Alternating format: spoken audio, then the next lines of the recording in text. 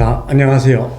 오늘은 마크님이 요청한 캐나다에서 노후자금이나 여유자금의 투자 형태에 대해서 알아보도록 하겠습니다.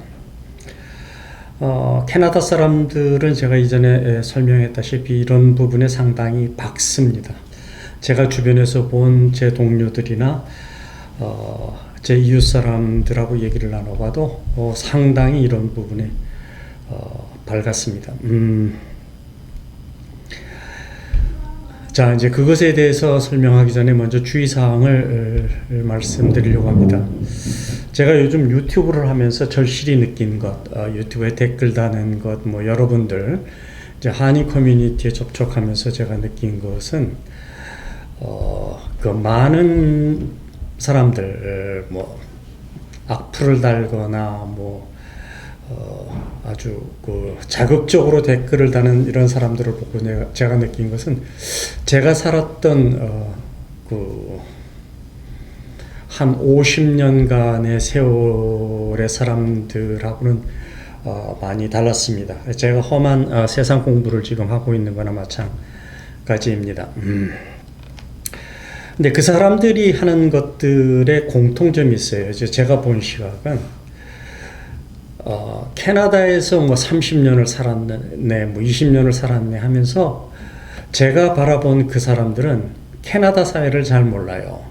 그리고 두 번째로 지극히 사고방식이 한국적이에요. 그리고 편협된 사고를 갖고 있어요. 그리고 이제 부정확한 것을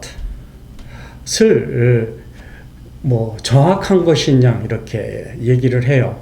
실제 그렇게 알고 있는 건지 그거는 모르겠어요. 거짓말을 하는 건지 그건 모르겠는데 제가 본 것으로 보면은 정확하지 않고 불확실한 것을 마치 정확한 것이냐 얘기를 하는 사람들을 많이 봤어요. 상대방을 보고 팩트 체크를 하세요 라고 하기 전에 자기가 먼저 팩트 체크를 하고 상대방한테 얘기를 해야죠. 제가 본 것은 이러이러이러합니다. 물론 제가 100% 다 옳을 수는 없죠. 그렇지만 남한테 팩트 체크를 하세요 라고 하기 전에 자기가 먼저 팩트 체크를 해보고 이렇게 얘기하시는데 제가 본 건 이렇습니다. 제가 조사한 건 이렇습니다. 이러면 서로 합의점이 되는데 그러지를 않아요. 무조건 나는 옳고 너는 틀렸다. 이런 사고방식을 갖고 있어요. 그래서 이런 사람들을 상당히 조심하셔야 됩니다. 캐나다에 오셔서 의외로 그런 사람들이 적지 않구나 라는 것을 제가 느꼈어요.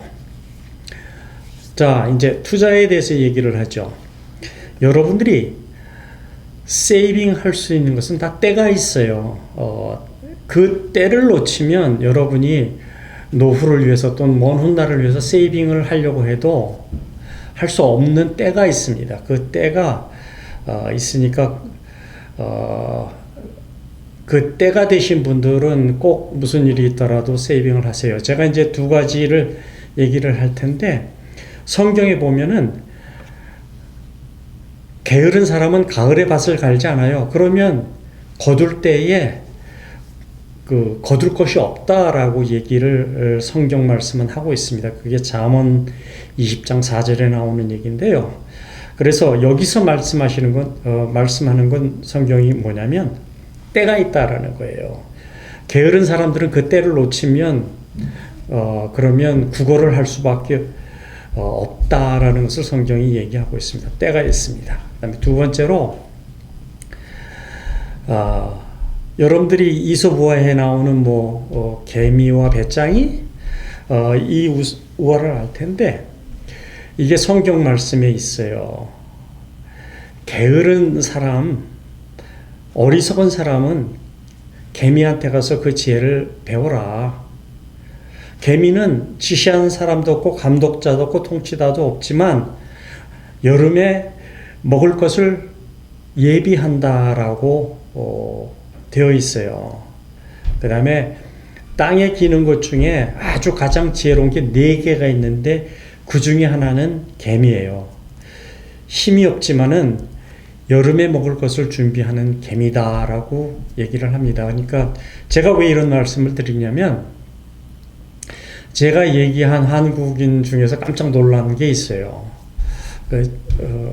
얘기하다가 이제 대화하다가 제가 물어봤어요. 뭐 저축하는 게 있습니까? 그랬더니 없대요. 그러면은 RRSP를 하십니까? 없대요. 먹고 살기 바쁘대요. 그 얘기는 뭡니까? 지금 여러분들이 그 사람이 40대 나이 정도가 되는데 40대 뭐 후반 뭐 이런 정도가 되는데 그때 저축하지 않으면 저축할 수 있는 기회는 없는 거예요.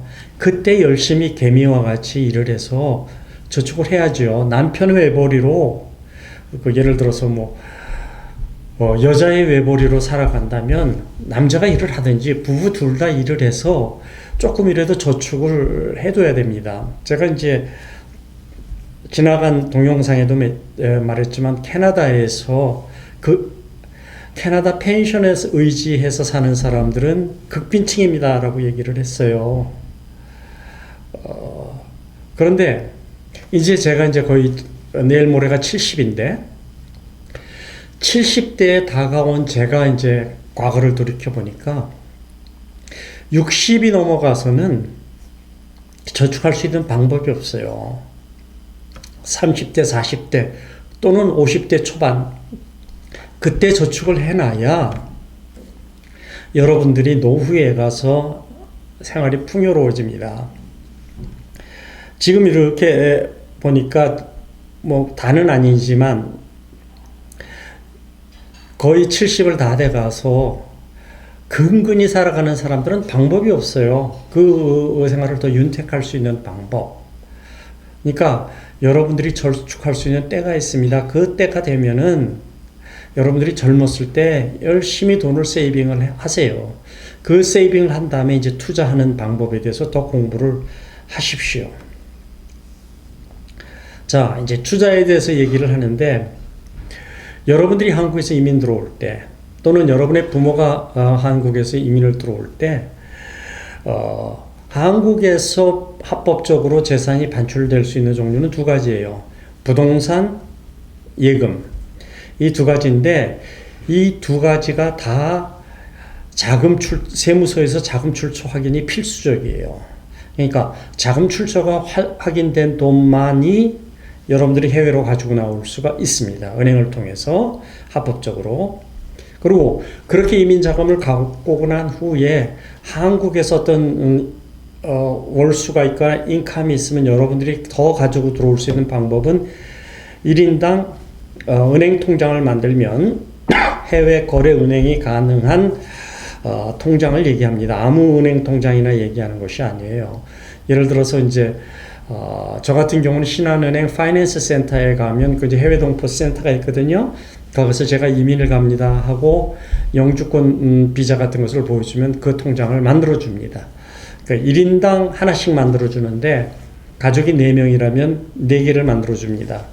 그러니까 통장 하나당 한국에서 보내올 수 있는 돈이 US 10만 불입니다. 그러니까 4명이라면은 40만 불을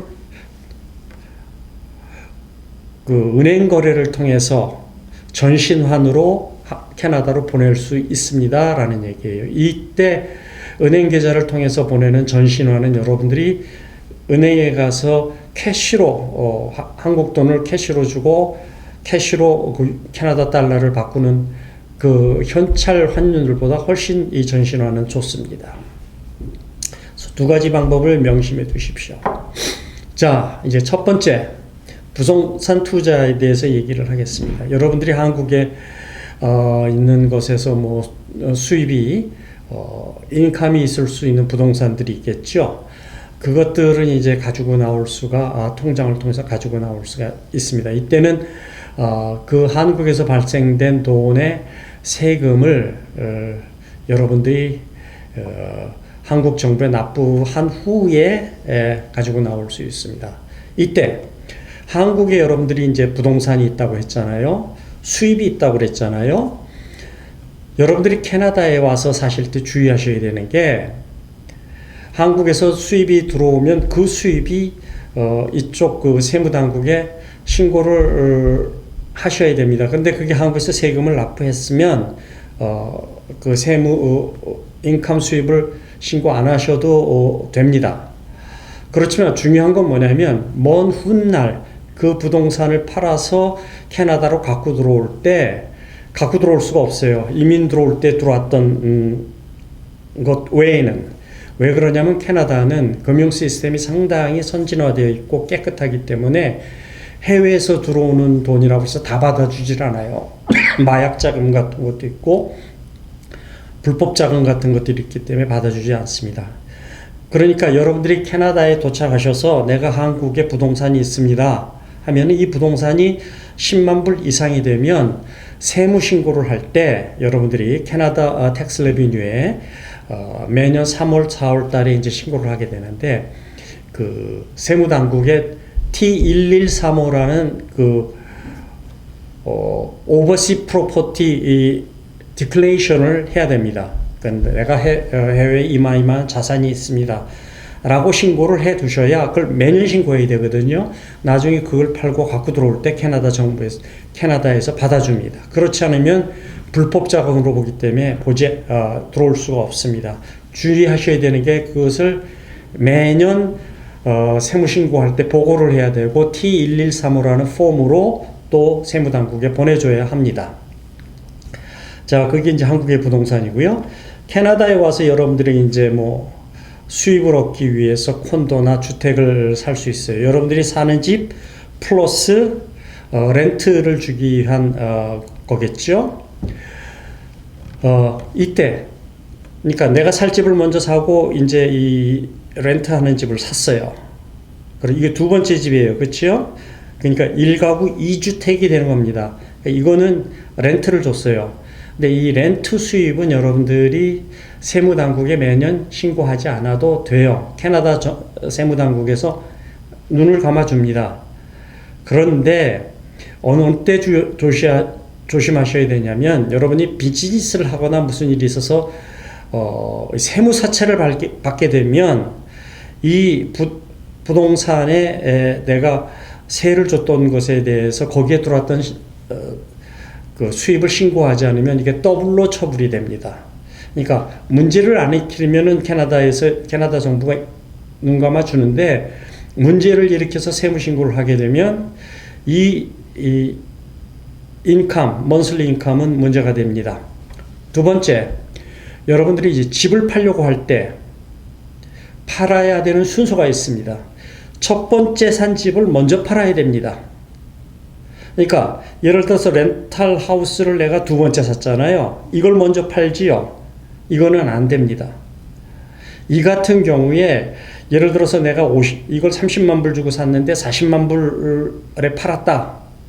10만 불 전체를 세금으로 환수해 갑니다. 왜냐하면 불법이기 때문에 그래요. 이럴 때는 그 1차 먼저 샀던 집을 팔고 여기에서 예를 들어서 내가 30만 불인데 40만 불에 팔았다 그러면은 10만 불에 대해서 소득 신고를 하면 10만 불에 대해서 세금을 내고 30%면 30% 총 1년의 수입 있잖아요. 그 수입으로 잡아서 세금을 내고 차익은 내 것이 됩니다. 그리고 나서 두 번째 집을 팔아야 돼요. 순서가 있어요. 그러니까 집을 한 채만 갖고 있을 경우에는 이럴 필요가 없어요. 내가 30만 불에 주고 사도 40만 불에 팔아도 이건 관계가 없어요. 그냥 40만 불은 다 제 수입이 되는 겁니다. 이건 별도로 신고하실 필요가 없습니다. 그러니까 캐나다 부동산인 경우에 인컴 수입에 문제가 생길 수 있습니다. 문제가 나중에 되면 그 다음에 부동산을 팔 때 순서를 주의하십시오. 라는 게 있습니다. 그래서 캐나다에서는 그렇게 한국처럼 여러 채를 동시에 가질 수가 없게끔 제도적으로 막혀 있습니다. 자, 부동산에 대해서 살펴봤습니다. 한국하고 많이 다르지요? 그러니까 어떤 세무나 이런 여러 가지 면으로 1가구 다주택을 갖고 있지 못하게끔 캐나다는 이렇게 법적으로 정책적으로 묶여져 있습니다. 그 다음에 두 번째로 여러분들이 할 수 있는 게 이제 주식 투자가 있을 수 있겠어요. 한국하고 마찬가지로 뭐 주식 투자를 하는데 캐나다의 주식 투자는 제가 예를 들어서 뭐 10,000불어치 샀다가 15,000불에 팔았다. 그럼 이 5,000불에 대해서는 연말 세금에 신고를 해야 됩니다. 한국처럼 뭐 거기에서 찾을 때 세금을 떼는 게 아닙니다. 주식 투자는. 그러니까 이 주식 투자는 순수하게 여러분들이 책임지고 해야 되는데 그 주식에서 내가 팔고 사고 판 것에 대한 차익은 이익이 있다면 이거는 세금 신고를 해야 되는데 손해나면 신고를 할 필요는 없겠죠. 그렇죠? 그 다음에 이제 세 번째로 연금. 한국의 뭐 국민연금, 공무원연금, 사학연금을 받을 때 그 돈을 아까 얘기한 외환 통장을 통해서 가져 들어올 수 있고 또는 한국에 방문했을 때 가서 찾아서 가져올 수가 있는데 그걸 현금으로 핸디캐리 하는 경우 미국은 1인당 US 달러 10,000불이 들어갈 수 있습니다. 갖고 들어갈 수가 있는데 캐나다는 캐나다 달러 10,000불입니다. US 달러가 아니에요. 한국은행에서는 US 달러 10,000불로 해서 개인을 바꿔주거든요. 뭐 한 12,000불, 13,000불. 그런데 13,000불을 갖고 들어오다 그 세관에서 걸리게 되면 문제가 생깁니다. 그러니까 10,000불 이하는 신고하지 않고 들어올 수가 있는데 10,000불 이상이면 신고를 하셔야 됩니다. 그 다음에 캐나다 CPP하고 OAS는 60세부터 받을 수 있는데 정상적으로는 65세부터 받을 수 있습니다. 그러니까 5년을 빨리 받으면 그만큼 펜션이 적어집니다. 그런데 이게 65세가 돼서 저는 지금 아직 받지 않고 있거든요. 곧 70인데 왜 안 받느냐면은 캐나다 연금을 받게 되면 제가 근로수입이 있으면 근로수익의 액수가 연 8만 불 이상 넘어가면 많이 올라갑니다. 세율이. 그러니까 제도적으로 65세 이상 되면 일하지 말라라는 것을 그렇게 세제로 묶어놨어요. 그러니까 여러분들이 65세가 넘어가서 일을 하셔서 어떤 수입이 있다면 이때 CPP를 안 받는 것이 좋습니다. OAS도 마찬가지예요. 그러면 이게 이제 어떻게 되느냐면은 CPP는 1년에 8.4%씩 늘어요. OAS는 7.2% 1년에 내가 예를 들어서 65세에 안 받고 66세에 받기 시작한다면 65세 돈에 비해서 8.4%를 더 받습니다. OAS는 7.2%. 근데 이게 언제까지 이렇게 느느냐? 만 70세가 될 때까지. 그러니까 만 70세가 되면 CPP는 8.4%가 곱하기 5가 되니까 42%를 더 받아요. OAS는 7.2%의 5년이니까 36%를 더 받게 됩니다. 그러니까 70세가 넘어간 이후로는 여러분들이 안 받아도 더 이상 늘지는 않습니다. 그런데 72세에 대해서 받았다고 하죠. 그러면 이 72세에 CPP나 OAS를 주는데 어떻게 주냐면 70세를 기준으로 해서 2년치를 한꺼번에 줍니다. 왜냐면 거기서는 더 이상 메리트가 없기 때문에 그래요. 그래서 여러분들이 65세가 넘어간 후에 CPP나 이런 OAS를 받게 되면 두 가지 컨디션 경우가 있는데 하나는 매년 할증을 해서 더 많이 받을 거냐 8.4%씩 아니면 그것을 소급해서 내가 1년치를 한꺼번에 받을 것이냐 또는 5년치를 한꺼번에 받을 것이냐를 여러분이 결정을 할 수 있습니다. 이럴 때는 텍스를 내게 되겠죠. 그래서 이 CPP와 OAS는 그렇게 증가가 됩니다. 70세가 될 때까지. 그래서 저는 안 받은 이유가 아직 근로수입도 있고 그 다음에 더 많이 받기 위해서 뭐 한 50%, 42%니까 꽤 많이 더 받게 되겠죠. 그렇게 되는데 이게 무엇을 기준으로 하고 있느냐면은 제가 이제 파이낸셜 플랜 세미나에 가니까 여러분의 수명이 82세 이하가 된다면 예측은 할 수는 없겠지만 82세 이하가 된다면 미리 받는 게 좋습니다. 더 많이 할증해서 받을 필요가 없어요. 그런데 82세가 넘어가서 더 산다면 이렇게 환급해서 한꺼번에 받는 것보다는 할증을 한 금액으로 받는 게 더 유리합니다라고 얘기해요. 그래서 캐나다에서는 그게 82세 기준으로 따집니다. 이제 그런 연금이 있고, 또 하나는 캐나다 회사에서 어떤 뭐 아주 좋은 회사는 펜션을 준다 그랬잖아요. 그 회사에서 주는 펜션이 있습니다. 이 캐나다 회사 펜션은 세금률하고는 관계가 없습니다. CPP는 세금 퍼센테이지를 증가한다고 했어요. 그렇죠? CPP를 안 받으면 세율이 낮은데 CPP를 받기 시작하면 세율이 올라가기 시작합니다. 8만 불부터. 회사 펜션은 그렇지 않습니다. 라고 얘기를 했습니다. 그 다음에 네 번째, 캐나다의 이제 RRSP, 이제 마크님이 이 RRSP를 하고 있다고 하는데, RRSP는 락인이 있고 언락이 있다고 그랬습니다. 그렇죠? 여러분이 들 때 그 선택을 하게 됐어요. 락인으로 할 거냐, 언락으로 할 거냐. 락인은 여러분들이 65세가 됐을 때 이 락인을 언락으로 풀어야 됩니다. 그럴 때 이제 주마다 법이 다른데, 알버타인 경우에는 최소 50%를 락인을 둬야 됩니다. 그러면 이게 뭘로 바뀌느냐면은 라이프 인컴 펀드로 바뀌어서, 제가 일전에 설명을 했죠. 예를 들어서 내가 10만 불의 락인이 있다 그러면은 10만 불 전체를 라이프 인컴 펀드로 만들 수도 있지만 5만 불만 만들 수도 있어요. 5만 불은 언락으로 풀어서 내가 항상 쓸 수 있게끔 만들어 놓을 수도 있고, 주마다 법이 다른데 알버타주는 그렇습니다. 그래서 이 라이프 인컴 펀드로 들어가면은 이 액수에, 예를 들어서 이게 내가 20만 불에서 50%를 락인 20만 불을 50%를 라이프 인컴 펀드로 바꾸고 나머지는 언락으로 바꿨다고 합시다. 그럼 10만 불이면 월 여러분이 받을 수 있는 돈이 연으로 기준해서 4.5%에서 7.85% 이내로 매월 그 돈을 받을 수 있습니다. 펜션 형태로요.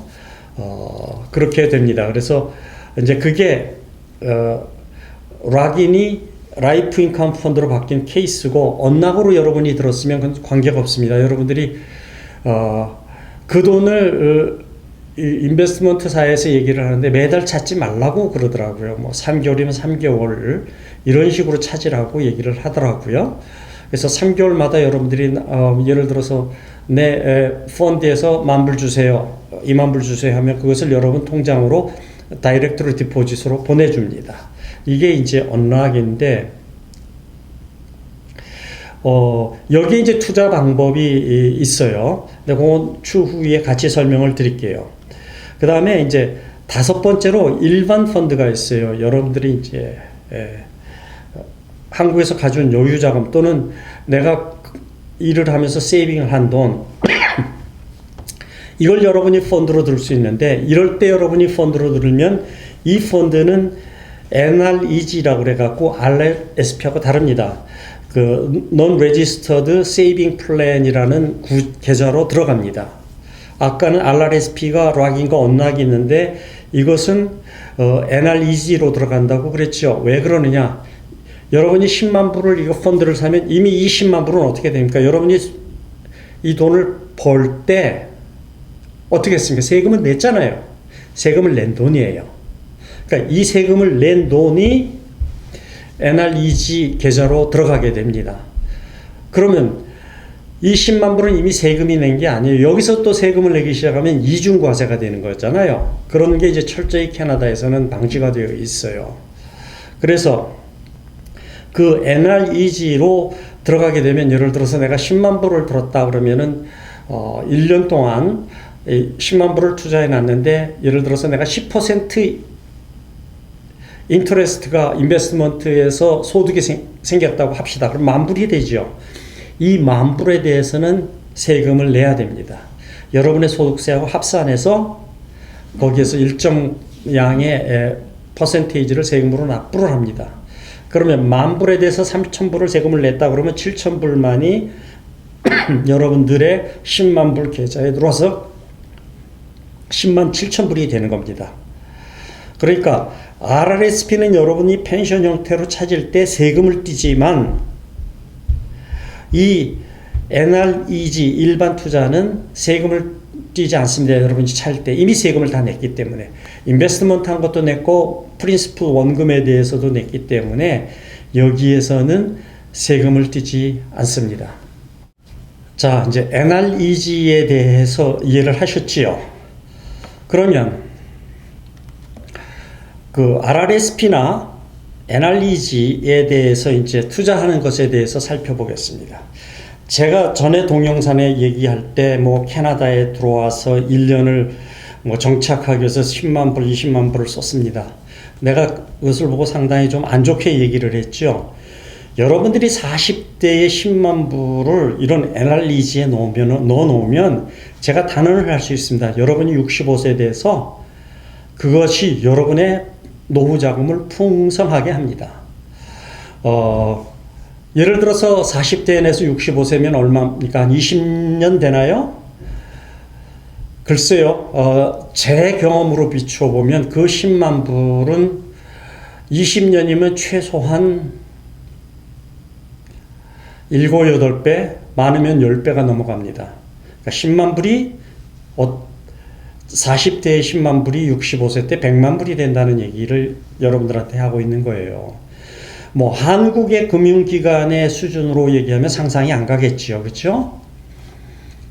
그 다음에 이제 부동산 투자를 가지고도 얘기를 할 수 있는데 밴쿠버의 부동산이 많이 올랐어요. 제가 이제 회사를 한번 옮길 때 그때 이제 밴쿠버에 가서 집값을 알아봤는데 웨스트 밴쿠버의 집값이 그 당시 75만 불 정도 했는데 저는 이제 에드먼턴 인근에 있는 집 75만 불을 했어요.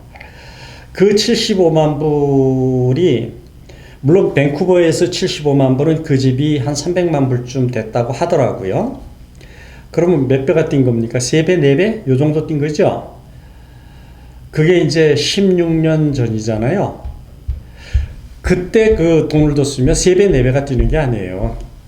캐나다에서 투자를 해놓으면 그거보다 더 많이 뛰어요. 그러니까 부동산이 뛰는 것보다 여러분들이 투자해놓은 돈이 증가해가는 속도가 훨씬 더 빠릅니다. 그것에 대해서 얘기를 해보죠.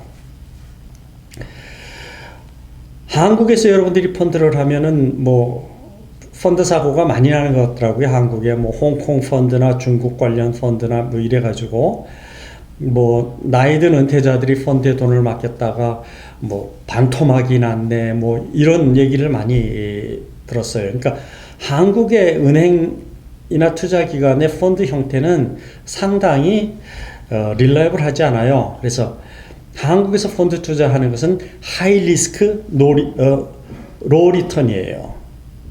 그것은 한국 금융기관에 그만큼 투자 기법이 떨어진다라는 것을 얘기를 하고 있어요. 이제 캐나다에서는 이제 투자할 수 있는 것이 제가 알기로 크게 두 개가 있는데 뭐 제가 캐나다의 그 어떤 투자 기관에 대해서 전체를 다 잘 아는 건 아니에요. 저도 어느 부분만 알고 있지 그 재무관리 세미나에 가서 보고 배운 것을 기준으로 한 제 경험이지요. 다 알지는 못합니다. 캐나다는 로 리스크, 로 리턴이 있고 미디엄 리스크, 미디엄 리턴이 있고 하이 리스크, 하이 리턴이 세 가지가 큰 그룹이 있어요. 그러니까 여러분들이 은행에 가거나 투자회사에 가서 뭐 RRSP를 들거나 아까 얘기한 NREG에 목돈을 주고 투자를 해달라고 하면 그네들이 묻습니다. 어느 쪽으로 하시겠습니까? 라고 하는 게 그 그룹을 얘기합니다. 로 리스크, 로 리턴으로 할 거냐, 미디움 리스크, 미디움 리턴으로 할 거냐, 하이 리스크, 하이 리턴으로 할 거냐라는 것을 묻습니다. 그러니까 그 그룹마다 이제 그네들이 갖고 있는 펀드의 형태가 있는데 이게 하이 리스크, 하이 리턴이라고 해서 금융기관마다 다 똑같은 게 아니에요. 금융기관마다 다 달라요. 투자회사마다 다 다르고. 그래서 여기서 이제 금융기관과 은행과 투자기관을 얘기를 하는데 두 종류가 있어요. 그렇죠? 은행과 투자회사. 그 은행 같은 경우는 이제 스코샤뱅크, 시티뱅크, 로얄뱅크, 몬트리올뱅크 뭐 이런 것들이 있고요. 전문 투자 회사는 선라이프나 메뉴라이프, 저는 두 회사밖에 모릅니다. 그래서 제가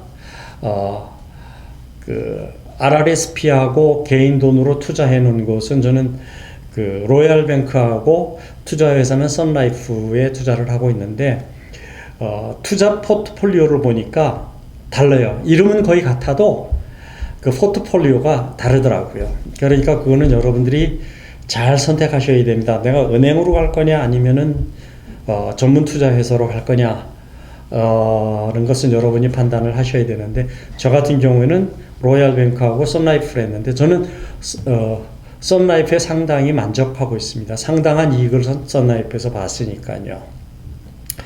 그러니까 여러분들이 나이가 30대, 40대, 50대 초반이라면 저는 여러분한테 권하고 싶은 게 하이리스크 하이리턴으로 하십시오 라고 얘기를 해요.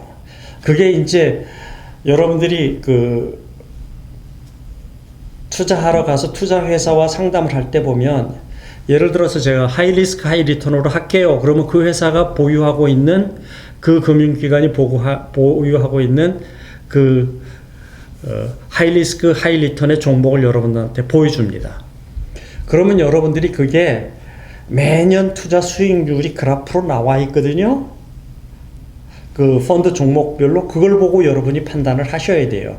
미디움 리스크, 미디움 리턴도 마찬가지고 각 종목별 포트폴리오에 따른 그 과거 5년의 히스토리가 있습니다. 그 히스토리를 보고 판단을 하시면 됩니다. 그거 판단하지 않고 그냥 아무거나 해주세요. 그 다음에 그 사람들 말을 빌어서 알아서 해주세요.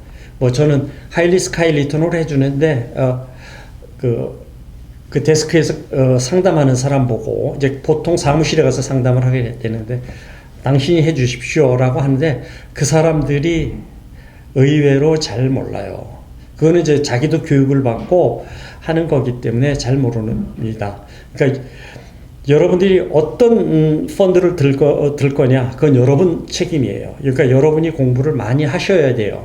그래서 내가 예를 들어서 A 펀드에 들었는데 한 3, 4년 투자해 보니까 안 좋더라, 수익률이 별로더라, 그러면 여러분이 더 공부를 하셔서 더 그런 어떤 그 히스토리를 찾아보고 더 좋은 데가 있으면 그거는 은행 같은 경우에는 가서 그 얘기하면 그 자리에서 바꿔줍니다.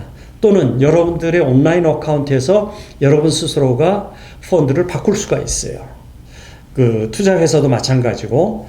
그래서 여러분들이 그 매년 그쪽 회사에서 그 은행이나 이쪽에서 보내오는 투자 그 인베스트먼트 리포트가 있거든요. 그걸 잘 살펴보세요. 살펴보시고 최고의 것을 찾으시기 바랍니다. 저는 아직 이 나이가 됐지만 하이리스크 하이 리턴을 했는데, 물론 코로나 때 조금 빠지기는 했었어도 쭉 많이 올라왔어요. 그래서 제가 여러분한테 추천하고 싶은 것은 나이가 젊을수록 하이리스크 하이리턴으로 가고, 여러분이 이제 나이가 들어서 은퇴한다라고 하면은 미디움 리스크 미디움 리턴으로 바꾸는 게 어떤가 싶습니다. 그래서 그 종목을 여러분들이 잘 선택하셔야 됩니다. 이게 그런 각 펀드별로 어떻게 그 프로파일이 형성되어 왔는지를 잘 보시고 공부를 하시는 게 여러분들이 상당히 중요합니다. 그러니까 제가 투자하고 있는 하이리스크 하이리턴인 종목은 뭐 제가 정확한 종목을 여러분들한테 말씀드릴 수는 없고요. 그것은 마이너스 5%에서 최고 플러스 20% 내를 왔다 갔다 하면서 붙는다고 그 리포트에 나와 있더라고요. 실제 제가 해보니까 그 말이 맞습니다. 이제 저 같은 경우에 제가 투자한 펀드를 보면 2022년에 최근에 2년을 제가 이제 말씀을 드린 건데, 이제 저는 하이리스크 하이리턴이라고 그랬잖아요. 2022년에, 그러니까 2년 전이죠. 2년 전에는 10%가량이 붙었어요. 그 다음에 2023년도에 15%가 붙었습니다. 그러니까 그 사람들이 얘기한 마이너스 5%에서 플러스 20% 내로 왔다 갔다 합니다. 그 말이 맞아요. 제가 이제 쭉 해서 10년 동안 통계를 보니까 대충 그 내에서 왔다 갔다 했는데 어떤 해에는 막 25%가 붙은 해도 있기는 하는데 코로나 때는 좀 많이 빠졌어요. 마이너스 10%. 그러니까 비상 상황이니까 그럴 때는 많이 빠졌습니다. 그래서 상당히 그들이 주어지는 정보가 믿어도 됩니다. 그러니까 여러분들이 그 은행이나 투자 회사 가서 상담을 하실 때 그들의 그 투자 리포트를 달라고 그래갖고 잘 검토하신 후에 선정을 하십시오.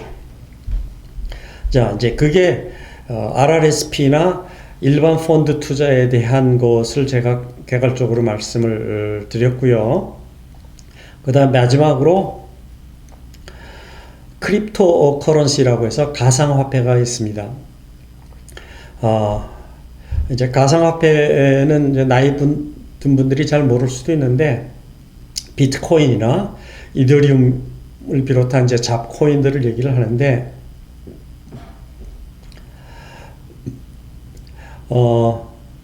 작년 5월까지 캐나다에서 바이낸스가 됐어요. 저도 바이낸스를 통해서 크립토 코인에 투자를 했는데 그게 작년 5월에 크로스를 했어요. 그래서 이제 그걸 다른 통장으로 옮겼는데 제가 옮긴 통장에서는 이 코인을 이렇게 다른 코인으로 사거나 팔거나 이렇게 되어 있지를 않더라고요. 코인 종목도 다양하지 않고 그래서 이 코인을 가지고 캐나다에서 투자하는 것은 현재는 그렇게 많이 활성화되어 있지는 않습니다. 저는 그래서 그 비트코인으로 갖고 있습니다. 그냥 그 비트코인 요새 값이 올라가잖아요. 그래서 그냥 올라가고 있는 그런 겁니다. 그래서 이게 한 2년 전만 하더라도 한국에서 코인을 사면은 이 코인을 캐나다로 코인을 트랜스퍼 할 수가 있었어요. 제 이제 코인 지갑으로 송부를 할 수 있었는데 그게 한국 정부에서 외화 유출이 된다 그래가지고 그게 단절이 됐습니다. 그래서 한국으로부터 해외로 나오는 코인을 바로 이렇게 트랜스퍼 할 수는 없고 여러분이 코인을 한국에서 하고 있다면은 그것은 한국에서 현금으로 바뀐 후에 그 현금을 은행을 통해서 송부를 하거나 또는 핸드캐리로 갖고 오는 방법밖에 없습니다. 그래서 캐나다는 이런 그 가상화폐에 대해서 상당히 활성화되어 있지는 않습니다. 전에는 활성화되어 있었는데 지금은 그렇게 활성화되어 있지 않습니다. 자, 이제 제가 투자에 대해서 쭉 다 얘기했어요. 부동산 투자, 여러분들이 렌탈 할 때 주의하셔야 되는 게 주식 투자가 있고, 그 다음에 연금이 있고, 그 다음에 캐나다 RRSP가 있고, 일반 펀드가 있습니다. NREG라는 일반 펀드가 있고, 그 다음에 이제 가상화폐 투자가 있습니다. 라고 얘기를 했고, 펀드에 대해서 여러분들이 좀 주의하셔야 됩니다. 잘 선택하셔야 됩니다. 그러니까 아까 얘기했다시피 잘 수익률이 좋지 않다면 여러분들이 그 펀드 종목을 바꾸셔야 됩니다. 그거는 캐나다에서는 아주 자유롭게 여러분들이 바꿀 수 있습니다.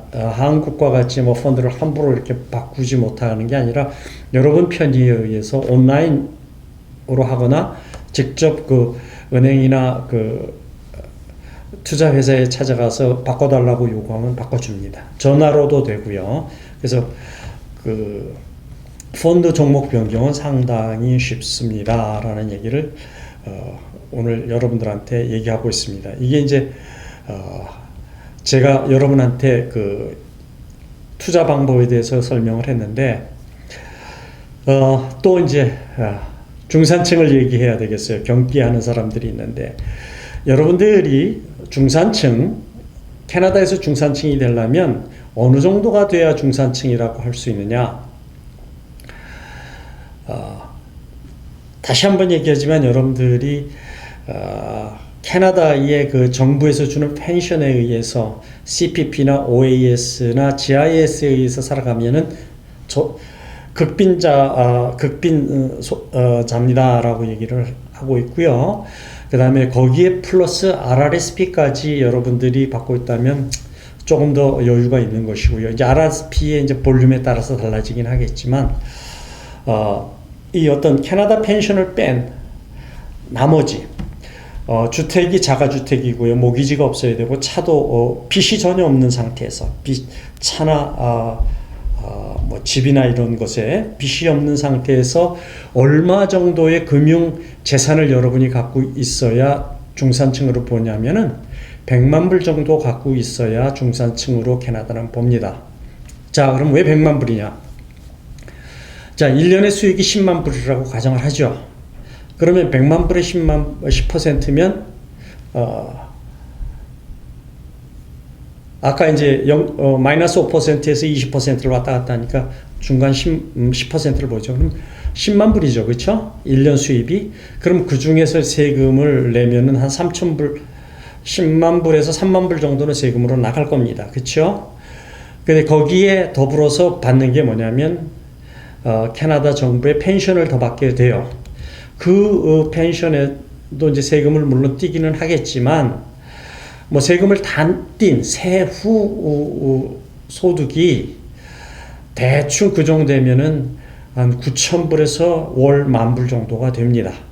그게 캐나다의 중산층 정도의 수준입니다. 그러니까 여러분들이 캐나다에서 어느 정도 여유를 갖고 사시려면 금융재산이 자산이 아닙니다. 자산은 빚도 포함하는데 그게 아닌 금융재산이 순수한 여러분들의 금융 돈이 100만 불 정도 있어야 중산층으로 보여지니까 여러분들이 30대, 40대, 50대 초반, 50대 되면은 꼭 저금을 많이 하시기 바랍니다. 여러분들이 일정 나이가 돼서 60대에 들어가면 여러분들이 돈이 없으면 그것처럼 비참한 게 없어요. 왜냐하면 희망이 없기 때문에 그렇습니다. 60대에 들어가서 어디서 갑자기 목돈이 뚝 떨어질 리 없잖아요. 그렇죠?